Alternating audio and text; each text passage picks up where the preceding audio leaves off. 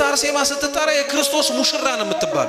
የማን ሙሽራ በሉ እንጂ የሷ ስም እኮ ነው እናንተ አይደለም በሉት እንጂ የክርስቶስ ሙሽራ ናት ቅድስት አርሴማ። እናታችን ቅድስት አርሴማ ለምንድነው ድርጣድስን ያንን ሁሉ ዋጋ እያስከፈለ እያሰቃያት ዝም ያለችው?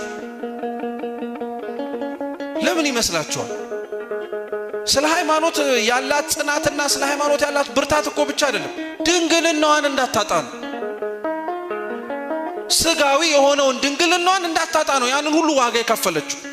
ከደም ግባቷ ማማር እኮ የተነሳ ድርጣድስ የሚገርማችሁ አስገድሏት ስጋዋን ተራራ ላይ ከሌሎች ከቅድስት አጋታና ሌሎችም አብረዋት ከነበሩት መነኮሳት ጋር አንገታቸውን አስቆርጦ ተራራ ላይ ጥሏቸው ስለ ውበቷ ይመሰጥ ነበር። ቁጭ ብሎ ያዝን ነበር።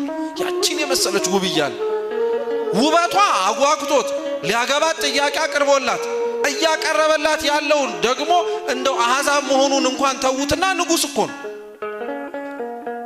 እሱ ሊያቀርብላት ከሚችለው አብራው ከምትቀመጥበት ከንግስና ወንበር ይልቅ ቅድስት አርሴማ ያሳሰባት ድንግልናዋ